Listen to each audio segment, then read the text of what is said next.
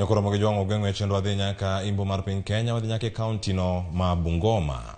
Apisas mamine ma ok tin ne 400 mawuok e kaunti ma Bungoma ne oromo kod apis commissioner ma kaunti no ma Bungoma kendo loso e wi pek ma gikalie kaka apisas mamine. Ka otelnegi kod komanda mag apisa e kaunti ma Bungoma Francis Kooli, apisas go wacho ni romo no en mar jiwo tudruok makare kind apisas madongo kachiel kod bende matindo kendo nyayo tich makare. Kooli no medo ni apisas mamine kale midhiero mang'eny kinde magi nono buche mag kit chwech ma opogore. Olero ni sirkal oketo ndamo makare mabiro neno ni apisa ka apisa mar Obila mamiyo oyudo konyo e wi midhiero moramora magikale ka gitiyo.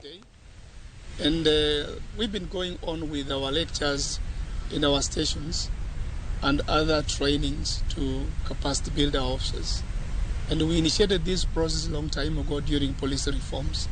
The only thing we've not seen here maybe bring a big number or large number like this one today.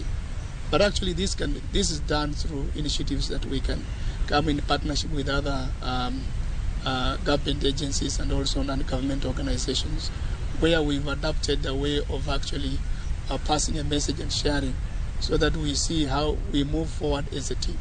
I know that we hardly take time to interact with them, but this is a good start so that I can hear from them. They can also hear from me on what we expect them.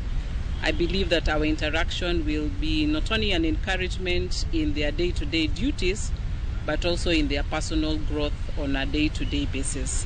One of the challenges that we face as women officers, we have cases like defilement, where we take them to court, and after some time, the accused disappears.